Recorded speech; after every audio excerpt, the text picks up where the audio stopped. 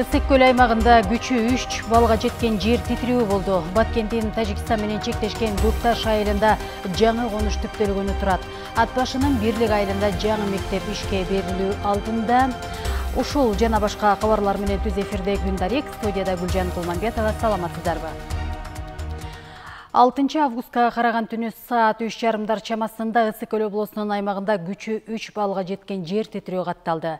Сейсмология институтунун маалыматына караганда жердин термелүүсү Тоң районундагы Аксай, Кызыл Тоо жана Тогуз Булак айылдарында сезилген. Өзгөчө Кырдаалдар министрлиги алдын ала маалыматтарга таянып, жер титирөөдөн жабыркагандар жана кыйроолор болбогондугун билдирди. 5 күндүн ичинде Кыргызстанда 5000ден ашык жол эрежесин бузуу фактысы катталды. Жол кыймылынын коопсуздугун камсыздоо башкы башкармалыгы маалымдагандай, булардын ичинен көбү жогорку ылдамдыкты айдагандар. Мас абалында унаасын башкаргандар да карбын. Терезелери караңгылатылгандар, айдоочулук күбөлүгү жоктор, коопсуздук курун тагынбагандары дагы бар. Сатуу салыгынан 2ден 5%га чейин жогорулатуу чакан жана орто бизнеске тиешеси жок. Бул туурасында экономика министри Олег Панкратов билдирди. Салыктын көлөмүн көбөйтүү тууралуу сунушталып жаткан мыйзам долбоору ири соода мекемелерине тиешелүү жана ал көмүскөдө айланган акчаны ачыкка чыгарууну көздөйт. Министр белгилегендей, демилге патент жана бирдиктүү салык төлөгөн ишкерлердин тобуна тиешеси жок. Долбоорго ылайык жылдык соодасы 8 миллион сомдон жогору болгон соода түйүндөрү, кафе, ресторандар, кызмат көрсөтүүчү жайларды эсеп-кысапты накталай акча менен жүргүзгөн учурда сатуу салыгы 5% төлөнөт. Ал эми эсеп электрондук түрдө жүргүзүлгөн маалда сатуу салыгы алынбайт. Белгилей кетсек, Кыргызстанда сатуу салыгы 2016 жылы 2% деп киргизилген. Анын жыйынтыгында электрондук жол менен соода кылуу тутуму 10%га өскөн. Розничная торговля, где-то маленькие там предприятия, рыночки. Сунушталып жаткан мыйзам майда мекемелер, кичи базарларда соода кылгандарга тиешеси жок. Ал накталай эмес төлөм жүргүзүүгө техникалык мүмкүнчүлүктөрү бар ири дүкөндөр, соода түйүндөргө тиешелүү.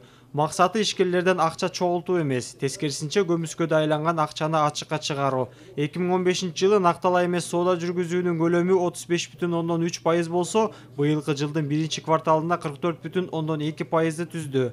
Сатуудан түшкөн салыкты жогорулатуу менен алдыдагы 3 жылда көрсөткүчтү 90%га жеткирели деген планыбыз бар. Бул өз кезегинде ички дүң өндүрүмдүн өсүүсүнө оң таасир берет. Өзгөндүн Кароол айыл аймагында бирдиктүү терезе ишке кирди. Натыйжада айыл аймактагы жашоочулардын өздүгүн каттаган атайын бирдиктүү база төптөлдү.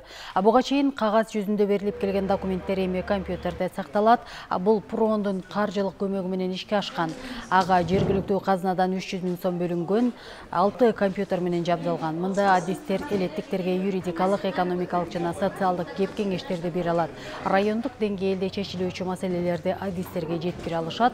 Бул үчүн тийиштүү кызматтардын өкүлдөрү аптасына бир ирет келип, жарандардын арызын жеринен кабыл алат.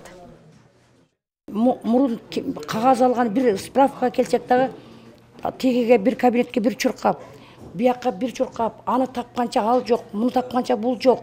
Анан ошентип убактыбыз текке кетет эле. Эми азыр болсо бир жерден справканы алып туруп, печатты койдурабыз, алабыз, ишибизди бүткөрөбүз, бардыгы жакшы. Баткендин Тажикстан менен чектешкен Көкташ айылында жаңы конуш төптөлгөнү турат. Ал үчүн учурда ээн талаага суу катуусу тартылууда, алдыда ал жерге электр жарыгы тартылары менен тургундарга жер бериле баштайт. Бүгүнкү күндө айылдын өзүндө эле 314 киши турак жай салуу үчүн жер тилкелеринде кезекте турушат. Баткендин Көкташ айылында калк жыш жайгашкандыктан жаңы үй бүлөлөр үчүн жер тилкелери жетишпейт. Ошондой эле айылдагы үйлөр Тажикстандын турак жайлары менен аралаш жайгашып калган. Мындан улам эки тараптуу жер талашуулар да катталат. Андыктан жергиликтүү бийлик элдин тынч жана кеңири жашоосу үчүн эл аралык уюмдар менен биргеликте Шейит төбө тилкесиндеги какыраган талаага суу чыгарып жатышат. Айрыкча жаштарга турак жай салуу үчүн жер маселеси абдан кыйын бизде. Ошон үчүн мына сууду чыгарып неме кылгандан кийин ошол жаштарга ушул талааны бөлүп беребиз. Тажикстан менен чектеш жайгашкан Көкташ айылында 314 кожолук жер тилкеси үчүн кезекте турат. Ал эми жергиликтүү бийлик бул маселени чечүү үчүн эл аралык уюмдардын колдоосу менен бул ээн талаага суу жеткирүүнүн аракетин көрүп жатышат. Ал үчүн уюм тарабынан $72 000 бөлүнүп, учурда суу насостук станциясы курулуп жатат. Ал эми бул кишилер суу түтүктөрүн тартып жаткан кези. туруктуу тынчтык жана өнүгүү үчүн чек аралаштык кызматташтык деген долбоордун алкагында бул жерге насос станциясын куруп берип, суу чыгарып бергенге аракет кылып атабыз. Суу буюрса, азыр августта проектибиз долбоорубуз аягына чыгыш керек.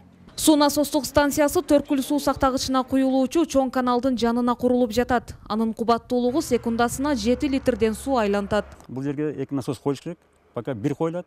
Перспективада дагы 1 коюлат дополнительно. Себеби массив чоң. Пока биринчи линияны айдайбыз. Анан бул жерде водовод, ана көрүп турасыздар, ушу машинада азыр балдар иштетет. Узундугу 913 метр. Пластмасс труба 8,5 атмосфер көтөрүш керек.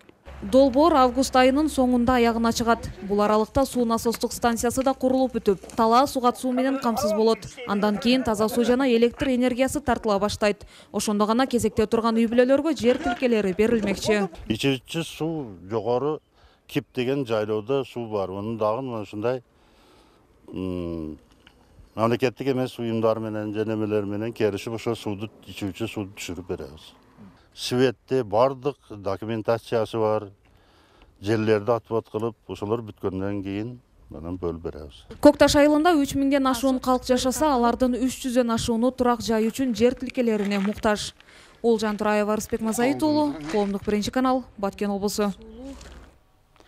Ош облусунун Төлөкөн атындагы ипподрому эл аралык стандартка туура келгидей болуп оңдолот. Бул туурасында Жаштар иштери, дене тарбия жана спорт агенттигинин маалымат кызматы кабарлады. Билдирүүгө караганда, ипподром жаңылангандан кийин кандай болоору тууралуу үлгүсү даярдалды. Учурда чуркоо аянтчасын көк бөрү талаасын оңдоп түзөөдөн өткөрүп, айдоо жерлерин сугаруу үчүн суу насосторун иштетип, каналдарды куруу талап кылынууда.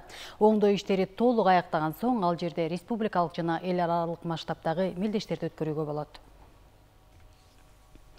Нарындын Атбашы районунун Бирлик айылында жаңы заманбап мектептин курулушу аяктап калды. Ал мамлекет тарабынан каржыланып, жалпы наркы 57 миллион сом болду. Азыр жумуштун 90% бүтүп, жаңы окуу жылында билим уясы окуучуларын тосуп алат. Эске салсак, мектептин курулушу 2013-жылы эле башталып, ошондон бери каражаттын тартыштыгынан бүтпөй келген. Ал 225 орунга ылайыкталып, ички жана тышкы жасалгалары акыркы үлгүдөгү жабдыктар менен жасалып, мугалим менен окуучуларга бардык каралган. Быйыл сентябрга бүтөбүз деп аракет кылып атышат. Мектеп 225 орунду типтүү мектеп болуп салынды. 90% бүттү деп, бүгүнкү күнгө 90% бүттү деп атат. Ички майда жумуштар калды, анан орчундусу сырткы жумуштар болуп атат.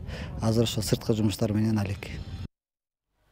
Өзгөн районунун тургундарына берилүүчү ичүүчү таза суунун курамын текшерүү жакшырды. Бул үчүн райондук оорулардын алдын алуу жана мамлекеттик санэпидстанция көзөмөлдөө борбору заманбап жабдуулар менен жабдылды. Наркы 2 миллион 37 миң сомдо түзгөн 15 техниканы сатып алууга Орусиялык фонд жардамга келген. Мындай заманбап жабдуулар менен Карагулжадагы департаментинин кеңсеси дагы камсыз болгон. Натыйжада 315 миңдей элеттиктин ден соолугуна кам көрүлгөндүгүн адистер билдирип жатат. Анткени ичүүчү суунун сапатынын начардыгы көптөгөн жугуштуу оорулардын очогу экендигин саламаттыкты сактоо адистери эскертип келет. Филиппинде 15 миңден ашык адам самбо бийлеп, Гиннестин рекордтор китебине кирди. Жапырт бийлегендердин видеосу YouTube каналына жайгаштырылган. Чет элдик басылмалардын маалыматына караганда, бийчилер Филиппиндин Кидапаван шаарындагы унаа жолго чыгып чимириле бийлеген. Бийчилер 4 катарга тизилгенде, ар бир саптын узундугу 5 чакырымга чейин жеткен. Булар Гиннестин китебине кирүү үчүн 4 ай катуу даярданган экен. Сиздер ушул сааттарга алынган жаңылыктар менен тааныштыңыздар. Кабарларга назар салып туруңуздар.